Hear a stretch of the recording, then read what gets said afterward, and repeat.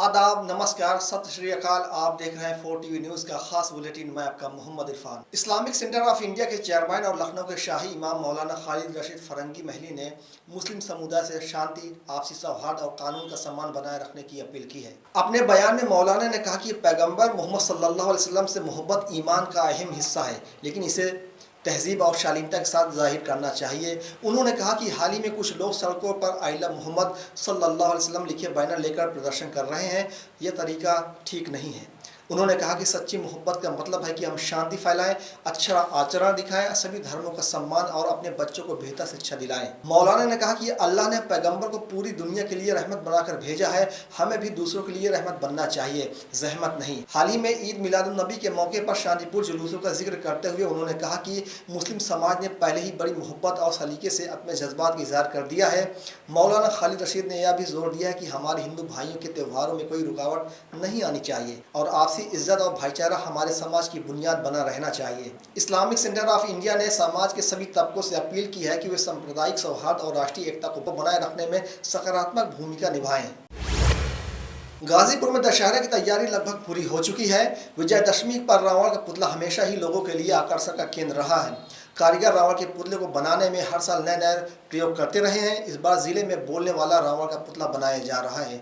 वहीं डीएम और SP button दबाकर आधुनिक रूप से रावण के पुतले का दहन करेंगे। गाजीपुर में रावण के विशालकाय पुतले का निर्माण अंतिम चरण में है। इस बार विजयदशमी के अवसर पर करीब 60 फीट ऊंचा रावण का बोलने वाला पुतला लोगों को नजर आएगा। साथ ही रावण का धनुष भी 35 फीट लंबा बनाया जा रहा है। पिछले 2 महीने से कारीगर इस पुतले को बनाने में लगे हुए हैं। 60 फीट ऊंचा रावण का पुतला लोगों के लिए आकर्षण का केंद्र बना रहेगा। अति प्राचीन रामलीला कमेटी की ओर से तैनात किए जा रहे रावण के 60 फीट ऊंचे पुतले के निर्माण में आधुनिक तकनीक का सहारा भी लिया जा रहा है। नाम बताइए। छोटेलाल प्रजापति नाम है मेरा। मैं गाजीपुर शहर का रहने वाला हूँ। आज यह कार्य मैं 30-32 सालों से कर रहा हूँ।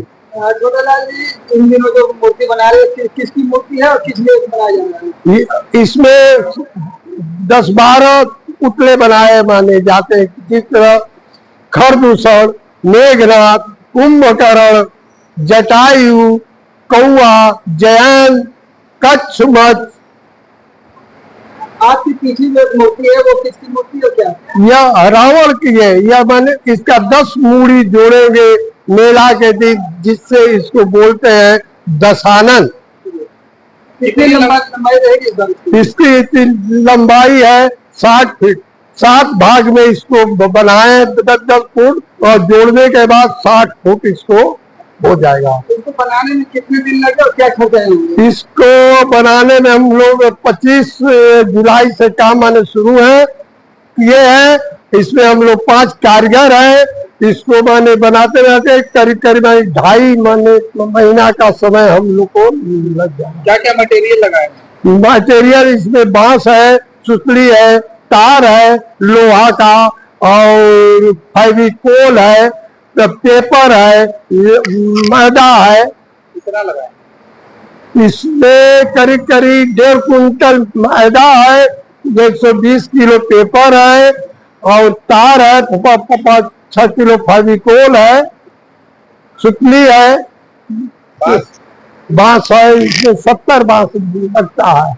यहाँ की जो रामलीला में कितने पुरानी रामलीला है यहाँ की?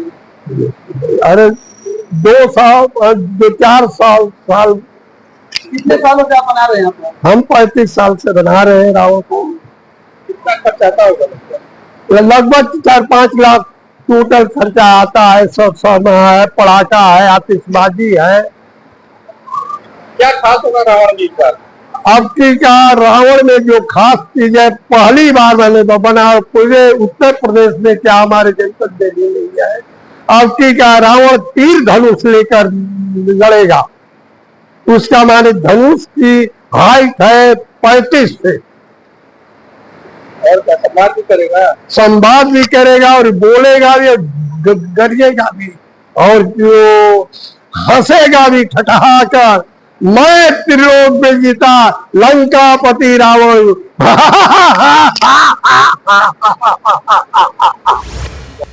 साइबर क्राइम पुलिस ने ऑनलाइन ट्रेडिंग के नाम पर लोगों को धोखा देने वाले एक गिरोह के सदस्य को गिरफ्तार कर लिया है। आरोपी की पहचान उत्तराखंड निवासी के रूप में हुई है। उसके कब्जे से अपराध में इस्तेमाल हुआ एक मोबाइल फोन भी बरामद कर लिया गया है। यह मामला तब सामने आया जब गाल शहीद क्षेत्र के एक शिकायतकर्ता ने बताया कि दिल्ली निवासी जियान अरोड़ा नामक व्यक्ति ने व्हाट्सएप के माध्यम से ऑनलाइन ट्रेडिंग में उच्च लाभ का वादा करके उसे लुभाया।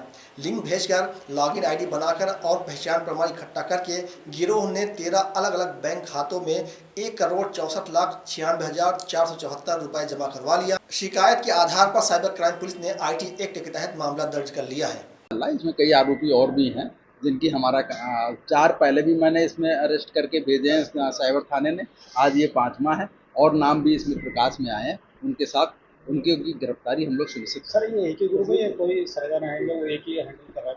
देखिए, हर केस की सरगना अलग होते हैं। ये जो ट्रेडिंग ऐप, फर्जी ट्रेडिंग ऐप डाउनलोड करा के ये करा गया है, इसकी सरगना दूसरा है और जो पहले मैंने कई घटनाओं का अनावरण किया उनके सरगना अलग है। इसमें ज़्यादातर जो लोग हैं उसमें देखा गया है कि जसपुर के कई खाते खोले गए हैं और इनका जो भी फ्रॉड हुआ है वो नेपाल से हुआ है। ये आकिब भी अदनान जो पहले गिरफ्तार हो चुका है, उसके साथ लखीमपुर खीरी होते हुए नेपाल गया था। नेपाल में बॉर्डर पे एक हफ्ते एक होटल में रुका है और वहाँ से व्हाट्सएप कॉल के माध्यम से फोर्जरी इनके द्वारा की। बदायूं जिले की उजानी कोतवाली पुलिस की कार्यप्रणाली पर एक बार फिर बड़ा सवाल खड़ा हो गया है। पुलिस ने एक स्थानीय दैनिक समाचार पत्र के पत्रकार अंकित चौहान के खिलाफ मुकदमा दर्ज किया है, लेकिन हैरानी की बात यह है कि जिस व्यक्ति के नाम से मुकदमा दर्ज किया गया है वो इसकी जानकारी और शिकायत दर्ज कराने से साफ इनकार कर रहा है। मोहित शर्मा के नाम से दर्ज दिखाए गए इस मुकदमे ने उजानी पुलिस की कार्यशैली को कटघरे में ला खड़ा कर दिया है। मामले का खुलासा तब हुआ जब सोमवार को शिकायतकर्ता मोहित शर्मा मीडिया के सामने आए और उन्होंने स्पष्ट रूप से कहा कि उन्होंने पत्रकार अंकित चौहान के खिलाफ कोई शिकायत या मुकदमा दर्ज नहीं कराया। इसके तुरंत बाद मोहित शर्मा सीधे SSP कार्यालय पहुंचे और एक प्रार्थना पत्र देकर साफ किया कि उनकी ओर से ऐसी कोई शिकायत दर्ज नहीं कराई गई है। उन्होंने पुलिस के रिकॉर्ड में दर्ज मुकदमे को अपनी अनभिज्ञता का विषय बताया है। इस घटना से उजानी पुलिस की कार्यशैली पर गंभीर प्रश्न चिन्ह लग गया है। अब सबसे बड़ा सवाल यह है कि बिना शिकायतकर्ता की जानकारी और सहमति के पुलिस ने मुकदमा दर्ज कैसे कर लिया है। फिलहाल SSP कार्यालय में प्रार्थना पत्र पहुंचने के बाद अब देखना यह होगा कि इस पूरे प्रकरण पर जिला पुलिस के आला अधिकारी क्या कार्रवाई करते हैं। और किस संबंध में आए थे? SP कार्यालय में हमारे साथ 25 तारीख के लिए स्कूटी और मोटरसाइकिल की, हमारी स्कूटी को ट्रैक्टर से टक्कर हुई थी। उस संबंध में हम SSP कार्यालय आए। तो क्या प्रार्थना पत्र दिया आपने? प्रार्थना पत्र हमने ये दिया है कि हमारी तहरीर में अंकित चौहान हैं, उनके नाम मुकदमा लिखा गया था। तो उसके संबंध में हम सीधे आदमी हैं, लड़ाई दंगा चाहते नहीं हैं।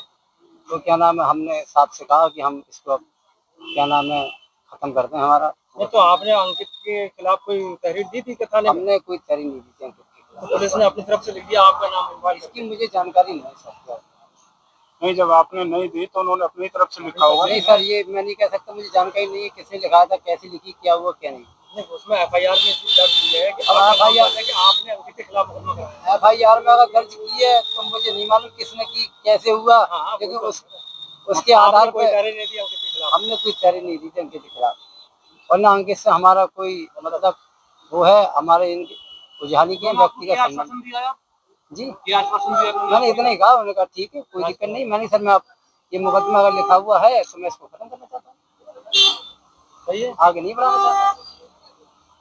तो फिलहाल के लिए इतना ही। खबरों का सिलसिला जारी है, देखते रहिए 4TV न्यूज़।